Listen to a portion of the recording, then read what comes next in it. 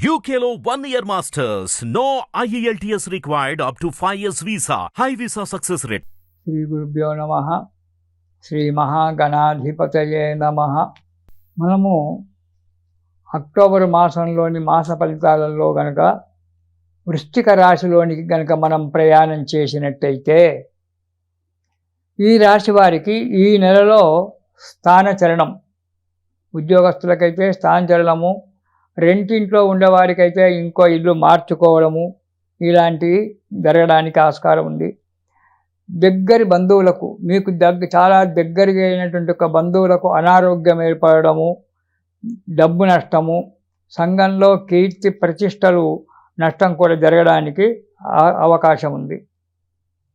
ఇక ఈ వృశ్చిక రాశి వారికి ఈ నెలలో మొదటి వారంలో ఆరోగ్యము బాగా ఉంటుంది. తర్వాత చేసే ఉద్యోగ వ్యాపారాల్లో విజయం కలుగుతుంది. సంఘంలో కీర్తి ప్రతిష్టలు పొందుతారు. కొంత ధన వ్యయం, డబ్బు ఖర్చు కూడా కావడానికి ఆస్కారం ఏర్పడుతుంది. కాబట్టి ఈ నెలలో ఈ వృశ్చిక రాశి వారికి మొదటి నెలలో ఆరోగ్యము, వ్యవహారంలో జయము, కార్యక్రమాలలో జయం కలగడం అనేటువంటిది జరుగుతూ ఉంది. ఇక రెండవ వారంలో కనుక మనం ప్రయాణం చేసినట్టయితే విచారము, అనారోగ్యము, భయము. అంటే భయం అంటే ఎన్నో రకాలుగా ఉంటుంది. ఒకటి, మనకు ఎవరైనా శత్రువు ఉంటే భయం ఉంటుంది. రెండోది, రుణము చేస్తే భయం ఉంటుంది. అలా లేదా ఏదైనా కార్యక్రమం ముందు జరగబోయేటువంటి ఒక కార్యక్రమానికి సరిపోయిన ఒక ధనము సమకూరుతుందా లేదా అనేటువంటి ఒక భయమే కావచ్చు. లేదా మనం ఏదైనా తప్పు చేసినట్టయితే వారి చేత వారికి భయపడడం అనేటువంటిది కూడా జరుగుతుంది. ఇలా తప్పు అనేటువంటిది, భయం అనేటువంటిది రకరకాల విషయాల వల్ల రావడానికి ఆస్కారం ఉంది. కాబట్టి దానివల్ల ఎప్పుడూ మనస్సులో భయంగా ఉంటుంది. మనస్తాపము, భయం వల్ల మనస్తాపము.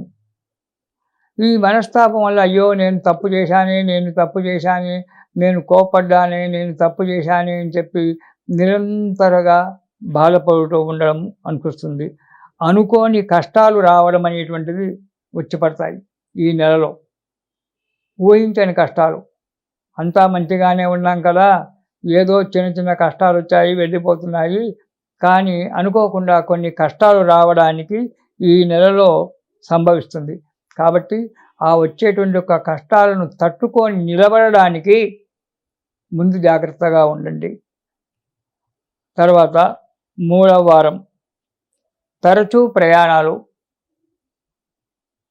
ఊరికే ప్రతిసారి తరచుగా అంటే మీద ప్రయాణాలు చేస్తూ రావడము, దానివల్ల అనారోగ్యం ఏర్పడుతుంది. మనం ముందుగా తలపెట్టుకునే ఒక కార్యక్రమాన్ని ఎప్పుడే మొదలైనటువంటి ఒక కార్యక్రమాలలో ఆటంకాలు ఏర్పడము, కార్యజ్ఞం. తర్వాత రుణబాలం, అంటే ఇంతకుముందు చేసిన రుణము అలాగే ఉంది అంటే దానికి మళ్ళీ కొత్త రుణం చేయడం తప్పని పరిస్థితుల్లో మళ్ళీ ఆ రుణం చేయడం అనేటువంటి జరుగుతుంది. అలా చేయడం వల్ల రుణబాల పెరిగిపోవడం అవుతుంది. కాబట్టి తగు జాగ్రత్తగా రుణము అనేటువంటిది లేకుండా చూసుకోవడమే చాలా మంచిది. ఇక నాలుగవ వారం సంతానంతో విరోధము. కొడుకుల వల్ల తండ్రికి కొడుకులకు కావచ్చు, తల్లి కొడుకులకు కావచ్చు. ఇందులో ముఖ్యంగా ఈ తల్లి కొడుకుల, తండ్రి కొడుకులకు విరోధం ఏర్పడడానికి ఆస్కారం ఉంది. గృహంలో కొట్లాటలు. మరి తండ్రి కొడుకుల కొట్లాట రోడ్డు మీద కాదు కదా, విపరీతమైన పెరిగినప్పుడు రోడ్డు మీదకి వెళ్తారు, లేకుంటే ఇంట్లోనే పోట్లాడుకుంటారు కదా. అందుగురించి ఇక్కడ కుటుంబంలోని కలహాలు ఏవైతే ఉన్నాయో అవి గేటు లోపటే, ప్రధానమైన దారుని లోపటే ఇవన్నీ జరగడానికి ఆస్కారం ఉంటుంది. గృహంలో కూడా పోట్లాటలు భార్య వల్ల కావచ్చు, బంధువుల ఇతరత్ర సభ్యులచే కుటుంబ సభ్యులచే పోట్లాటలు జరగడానికి ఆస్కారం ఉంది. మనశ్శాంతి లేకుండా ఉంటుంది. ఎప్పుడు నిరంతరం మనస్సులో బాధపడుతూ ఉండడం అనేటువంటి జరుగుతుంది. ఇకపోతే అకాల వైరం. అంతవరకు మంచిగానే ఉన్నారు, ఒక 2-3 మాటల వల్ల వారికి కోపం వచ్చి ఆ కోపం ద్వారా క్రోధం ద్వారా విరోధం ఏర్పడడం అనేది జరుగుతుంది. ఈ వృశ్చిక రాశి వారికి ఈ నెలలో కోపం పెరిగిపోతూ ఉంది. ఈ కోపం అధికంగా పెరగడం వల్ల ఆరోగ్య నష్టము, కార్య నష్టం కూడా జరుగుతుంది. ఒక్కోసారి వాళ్ళు ఏం మాట్లాడతారో కూడా తెలియదు. నోటి నుంచి అనుకోకుండా ఆ వాక్ వచ్చేస్తుంది. ఆ వాక్కు యొక్క దానివల్ల ఎదుటి వ్యక్తి బాధపడతాడు.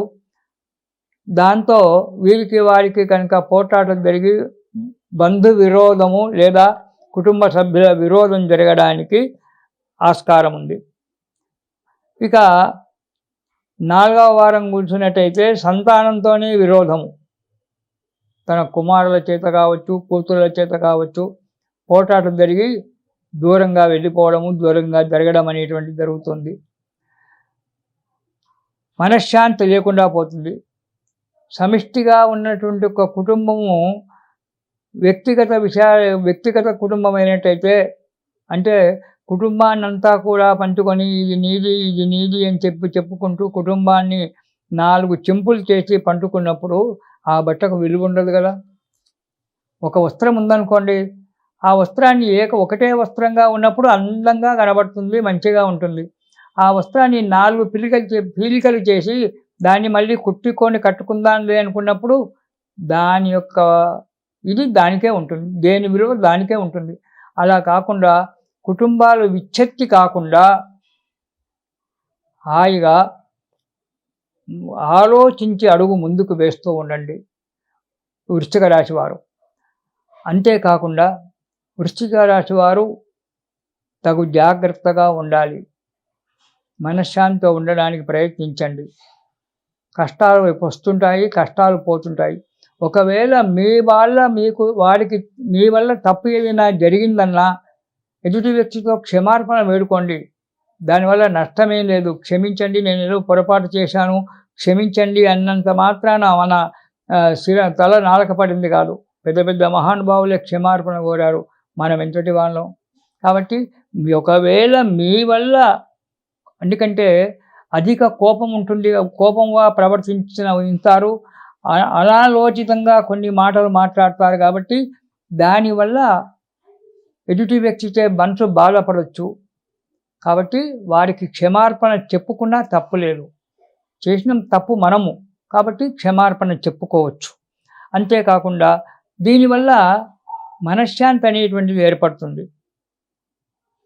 ఈ వృశ్చిక రాశి వారు సాధ్యమైనంత వరకు ప్రతిరోజు ఉభయ సంధ్యలలో, అంటే ఉదయము మళ్ళీ తిరిగి సాయంకాలం కాలభైరవాష్టకాన్ని ప్రతిరోజు పఠించండి.